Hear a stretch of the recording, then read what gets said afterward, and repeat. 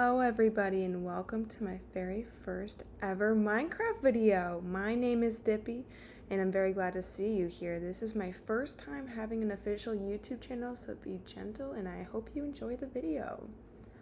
So starting off strong, we're going to create a new world. I'll be playing in survival and obviously we're going to call it Dippy's World because what else are we going to call it? Let's be honest.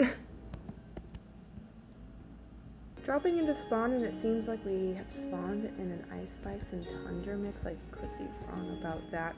I usually don't like starting with these icy worlds because it's hard to find materials for early game, but I'll make the most of it. I'm gonna grab some wood and just introduce myself. Obviously, my name is Dippy, and I am a college student in art school, and you're probably wondering, how do you have time to film, edit, and post this video?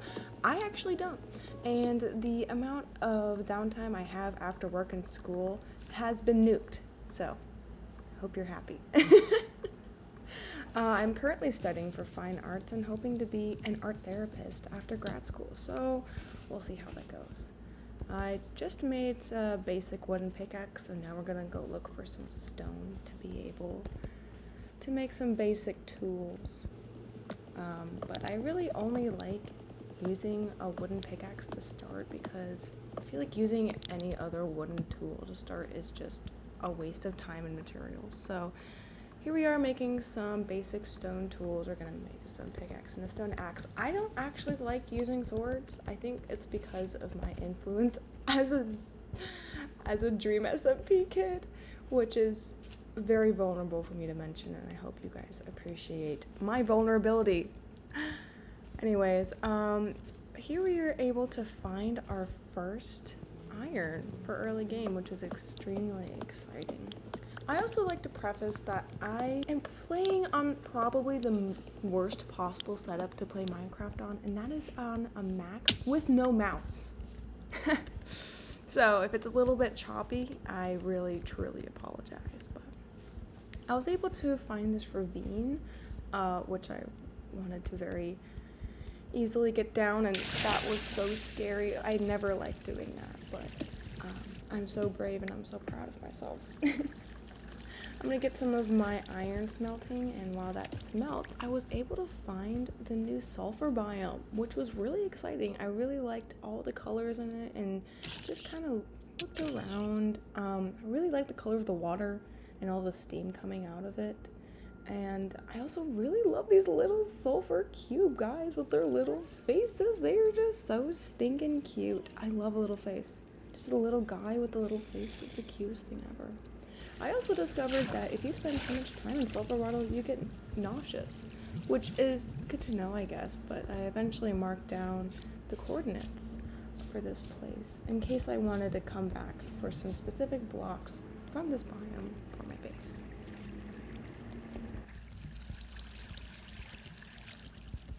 So after collecting a good amount of iron, I decided I was sick and tired of this cave and I just didn't want to be in it anymore, so just blocked out super quickly, and I just didn't want to be in there as the moon was able to light up the snow really well, and I thought I might as well go look for a village.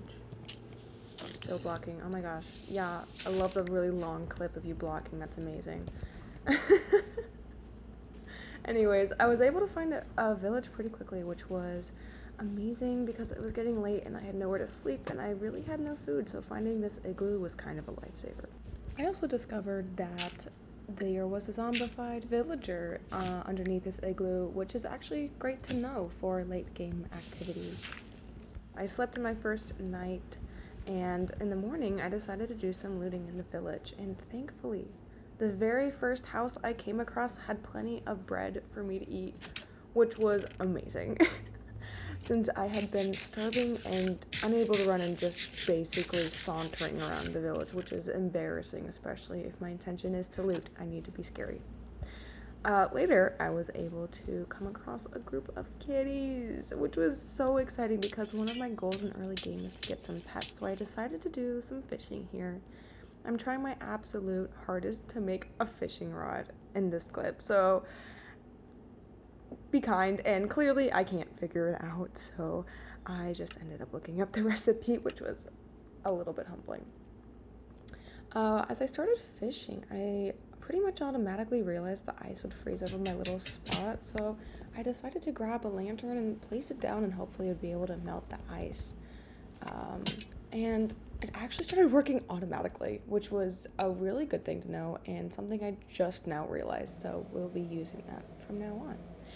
I fished for a little bit and I was able to get about 7 fish and some half-used leather boots, which was kind of useless, I'm not gonna lie.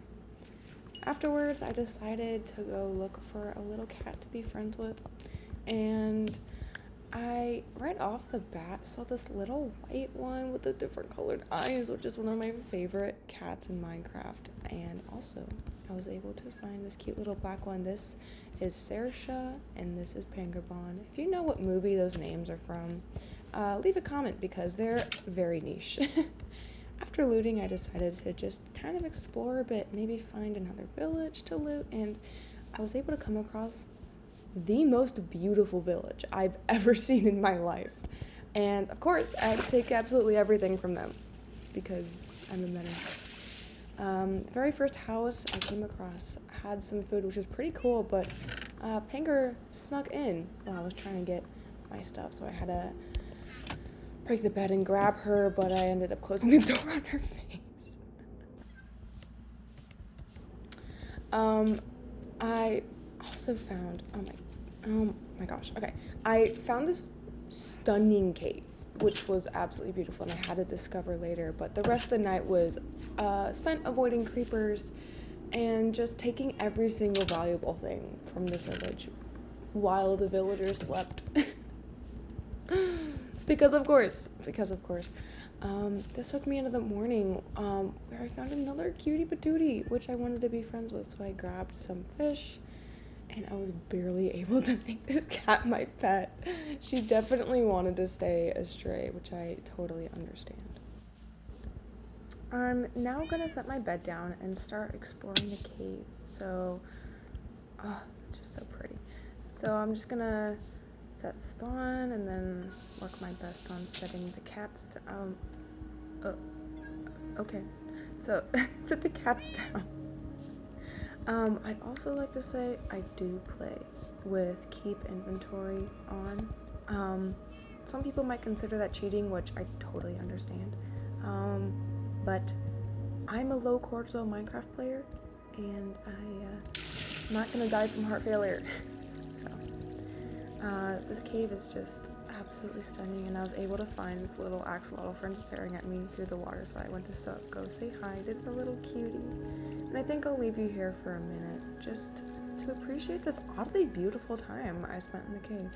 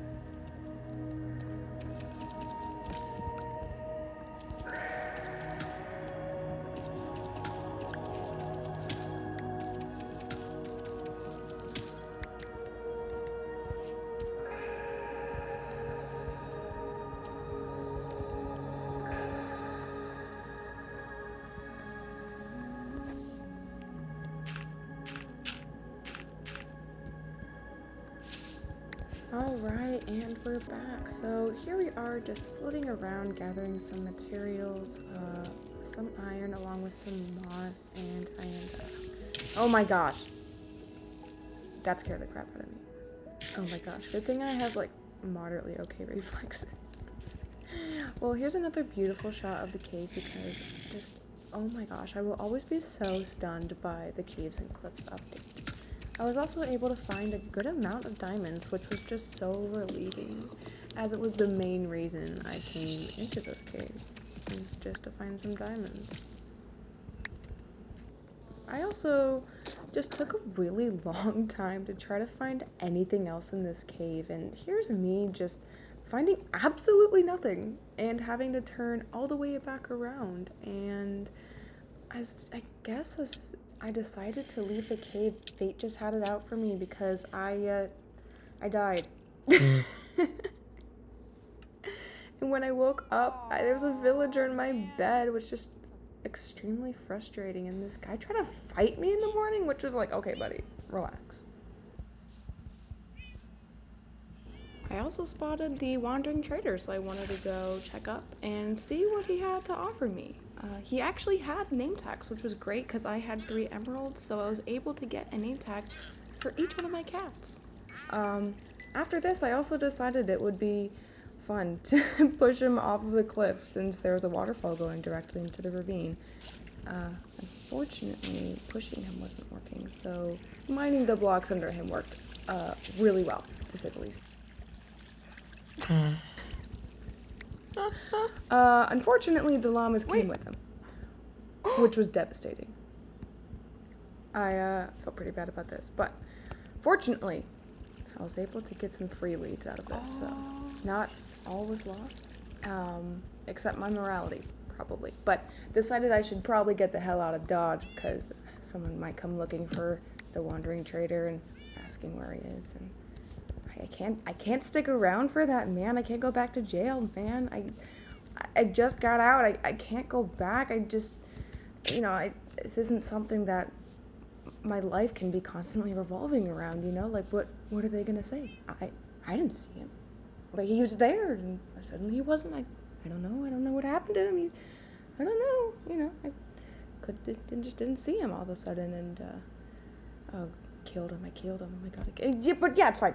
Anyways, so here we are, just trying to put a little bit of distance between us and the village, and I decided I wanted to fish the old way, the old-fashioned way, the way I learned how to fish when I was a noob. Just a little noob, but I actually really like this way. It's much faster than normal fishing and kind of fun. So I think I'm gonna end this video here. The kitties say goodbye, and if you have a name for the gray one, drop a comment because I'd love to see. I really appreciate you sticking around. If you like the video, drop a like, and if you feel called to, please subscribe. I really appreciate you sticking around, and I hope you have a great, phenomenal, beautiful rest of your day. Thank you. Bye.